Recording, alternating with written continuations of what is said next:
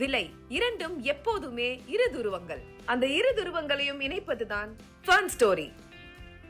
Phone 9566010006 மற்றும் 9566010007. நம்ம ஆளுங்க தானே நம்மள இவ்ளோ தூரம் சப்போர்ட் பண்ணி கூட்டிட்டு வந்தாங்க. அவங்களுக்கு தெரியாதா அவங்களோட பெஸ்ட் ஹாலிடேஸ் நம்ம கூட தான்னு. GT Holidays, South India's #1 travel brand. Touring talkie ரசிகர்களுக்கு வணக்கம். வாங்க லென்ஸ் நிகழ்ச்சிக்கு போகலாம்.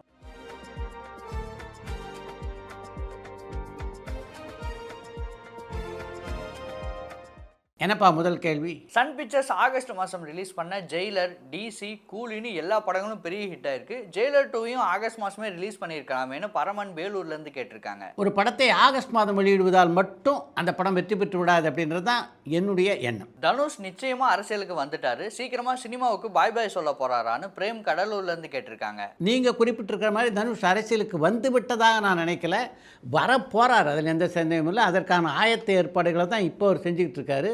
முதல்ல அவர் அரசியல் அடியெடுத்து வைக்கட்டும், அதுக்கு பின்னால் தான் சினிமாவிலும் அரசியலும் அவர் எப்படி தொடர்ந்து பயணிக்க போகிறார் அப்படின்றத பற்றியெல்லாம் நாம் விமர்சனம் பண்ண முடியும். ஃபோட்டோகிராஃபர் அப்படிங்கிற படத்துக்கு சோஷியல் மீடியாவில் பெரிய வரவேற்பு இருக்குது. அந்த படம் நீங்கள் பார்த்தீங்களா? அந்த படத்தை பற்றி விமர்சனம் சொல்ல முடியுமான்னு மாதவன் விருதுநகர்லேருந்து கேட்டிருக்காங்க.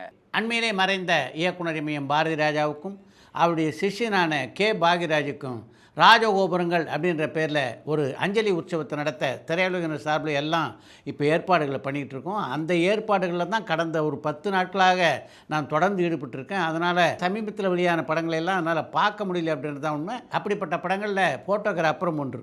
இந்த படத்தை பார்த்ததுக்கு பின்னால் அந்த படத்தை பற்றி என்னுடைய விமர்சனத்தை உங்களுக்கு நான் சொல்கிறேன். மகுடம் படம் ரிலீஸ் ஆகாதுன்னு சொல்கிறாங்களே, அது உண்மையான? அருண் திருப்பூர்லேருந்து கேட்டிருக்காங்க. அந்த செய்தியிலே உண்மை இல்லை. மகுடம் திரைப்படத்தை பொறுத்த வரைக்கும் கொஞ்சம் பொருளாதார பிரச்சனைகள் அந்த படத்துக்கு இருந்தது உண்மை தான். அதை முழுமையாக இப்போ தீர்த்துட்டாங்க. அதன் காரணமாக தான் அந்த படம் நாளைக்கு வெளியாகிறது. தெலுங்கு நடிகர் ஹரிநாத் தமிழ் படங்களில் நடிச்சிருக்காங்களான்னு கடலாடியிலேருந்து பாலசுப்ரமணியம் கேட்டிருக்காங்க. குலமங்கை, சுமைதாங்கி, மந்திரி குமாரன், அன்னை, சரஸ்வதி சபதம், பக்த பிரகலாதா, எங்கிருந்தோ வந்தால் உட்பட பல தமிழ் படங்களை நடித்திருக்கிறார் ஹரிநாத். TS பாலையா அவர்கள் தயாரித்த நல்ல வீடியோ அப்படிங்கிற படம் பெரிய வெற்றி படமாக அமைந்ததான்னு கடலாடியிலிருந்து பாலசுப்ரமணியம் கேட்டிருக்காங்க. நல்ல வீடு திரைப்படம் மிகப்பெரிய வெற்றி படம் அப்படின்னு சொல்ல முடியாது, அதே நேரத்தில் அது தோல்வி படமாகவும் அமையலை. சுமாரான ஒரு வெற்றியை அந்த படம் அடைந்தது. ஒரு காலத்தில் நடிகர் பிரபு தொடர்ந்து மற்ற ஹீரோக்களோட குரு சிஷ்யன், வெற்றி விழா போன்ற படங்கள்ல நடித்தார். அந்த மாதிரி இப்போ இருக்க ஹீரோக்கள் யாராவது மற்ற ஹீரோவோட நடிக்க தயாராக இருக்காங்களான்னு கார்த்திக் பெரம்பூர்லேருந்து கேட்டிருக்காங்க.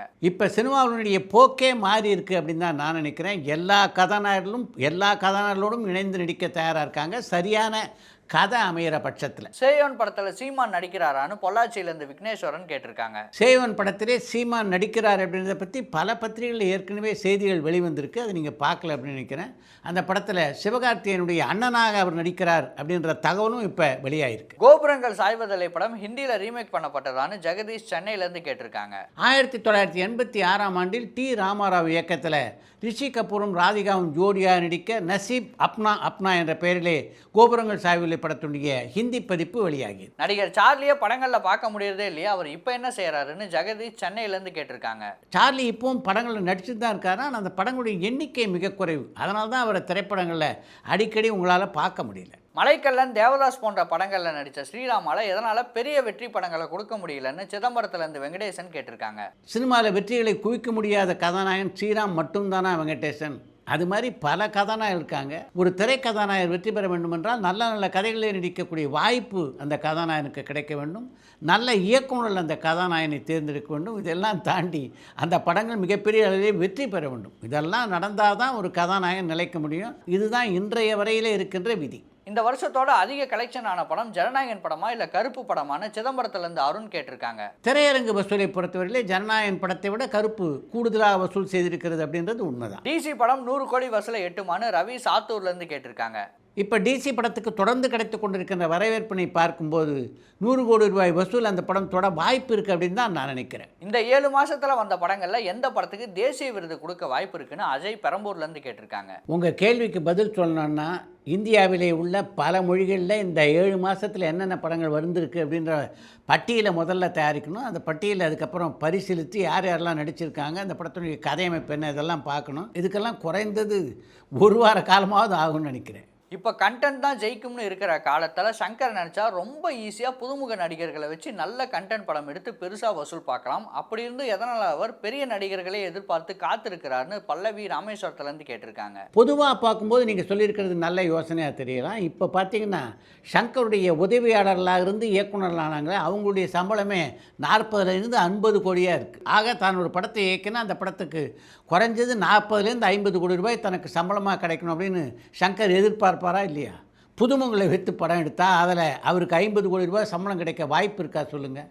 அதன் காரணமாக தான் அப்படிப்பட்ட படங்களை தேடி போகாமல் இருக்கிறார் சங்கர். சசிகுமார் வச்சிருக்க கதைக்கு சூர்யா ஓகே சொல்லுவாரான்னு பிரேம் கடலூர்லேருந்து கேட்டிருக்காங்க. சசிகுமார் வைத்திருக்கின்ற கதையில் நடிப்பதற்கு இப்போ சூர்யா ஓகே சொன்னாலும் கூட அந்த படத்தினுடைய படப்பிடிப்பு தொடங்குவதற்கு குறைந்தது 2 ஆண்டுகளாகும். அந்த அளவுக்கு ஒரு பக்கம் சூர்யாவும் படங்களை வச்சிருக்காரு, இன்னொரு பக்கம் சசிகுமாரும் நிறைய படங்களை கையிலே வைத்திருக்கிறார். தமிழ் சினிமாவோட லேடி சூப்பர் ஸ்டாரான நயன்தாரா இன்னுமே 100 கோடி வசூலை கொடுக்காம இருக்கிறது எதை காட்டுதுன்னு திருப்பூர்லேருந்து அருண் கேட்டிருக்காங்க. 100 கோடி ரூபாய் வசூல் செய்யக்கூடிய ஒரு படத்தை தரது நயன்தாரா கையில் மட்டுமா இருக்குது? உங்கள் கையில் கூட கொஞ்சம் இருக்குது. அடுத்து வருகின்ற நயன்தாரா படத்தையே நீங்கள் 100 கோடி ரூபாய் வசூல் செய்கின்ற படமாக மாற்றலாம், முயற்சி பண்ணுங்கள். சாய் அபியங்கர் 6 மாதத்துக்கு முன்னாடி டூர்னு ஒரு ஹிட் படம் கொடுத்தாரு, இப்போ கருப்புன்னு ஒரு ஹிட் படம் கொடுத்துருக்காரு. இப்படி 6 மாதத்துக்கு ஒரு முறை ஹிட் படம் கொடுத்தா அவரால் சினிமாவில் நிலைச்சு நிற்க முடியுமான்னு பல்லவி ராமேஸ்வரத்துலேருந்து கேட்டிருக்காங்க. சாய் அபயங்கரை பொறுத்தவரையிலே இன்றைக்கு திரையுலகிலே அவருடைய நிலை என்ன அப்படின்றத நீங்கள் சரியாக உணர்ந்திருக்கிறதா எனக்கு தெரியல. இன்றைக்கு பல பிரபல கதாநாயகர் நடிக்கின்ற படங்கள் உட்பட ஏறக்குறைய 10 படங்களுக்கு இசையமைப்பதற்கு ஒப்பந்தமாக இருக்கிறார் சாய் அபயங்கர். அவர் இனிமேல் நிலைத்து நிற்கிறதுக்கு ஒன்றும் இல்லை, இப்போதே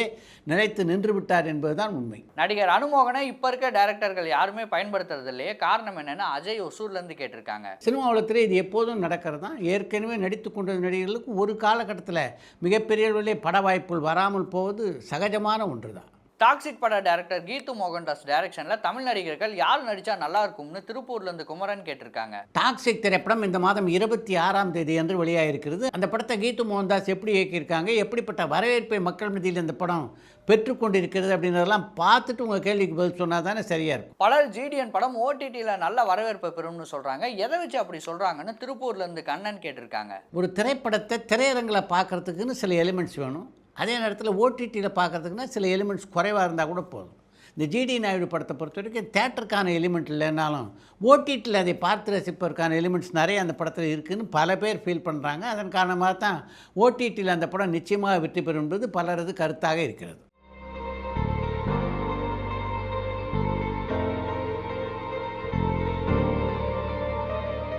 பொதுவாக ஒரு படத்துக்கு எத்தனை கட்டங்களாக படப்பிடிப்பு நடக்கும்னு ரவி சாத்தூர்லேருந்து கேட்டிருக்காங்க. ஒரு படத்துக்கு எத்தனை கட்டங்களாக படப்பிடிப்பு நடத்தணும் அப்படின்றத தீர்மானிக்கிறவர் அந்த இயக்குனரும் அந்த தயாரிப்பாளரும் தான். தயாரிப்பாளர் வசதி படைத்தவராக இருந்து இயக்குனரும் முழு மூச்சில் ஒரு படத்தை எடுக்கக்கூடிய திறமை பெற்றவராக இருந்தால் ஒரே ஷெடியூலில் 60 நாட்கள் தொடர்ந்து படப்பிடிப்பு நடத்தி கூட ஒரு படத்தை முடிக்கலாம்.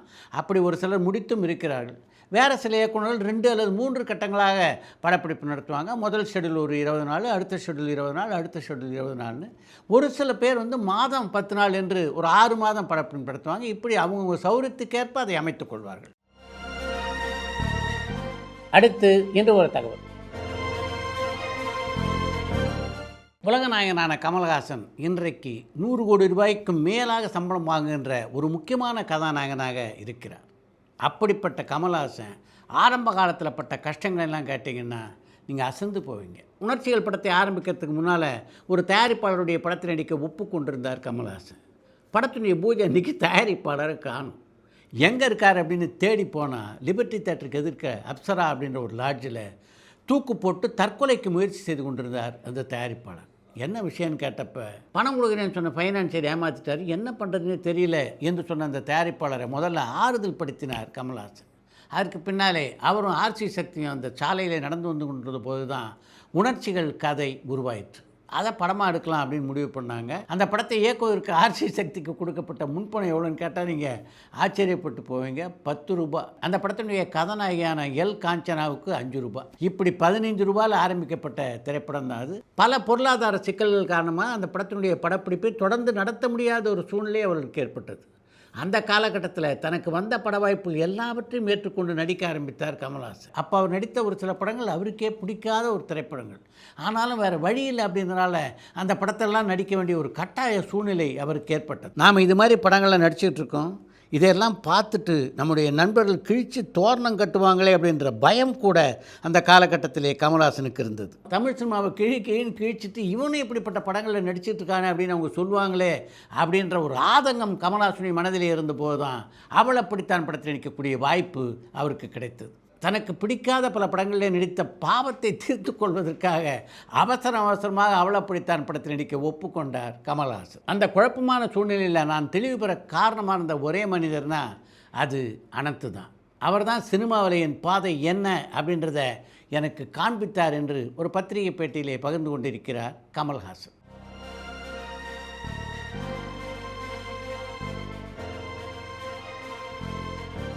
இத்துடன் இன்றைய லென்ஸ் நிகழ்ச்சி நிறைவு பெறுகிறது. மீண்டும் அடுத்த லென்ஸ் நிகழ்ச்சியிலே சந்திப்போம்.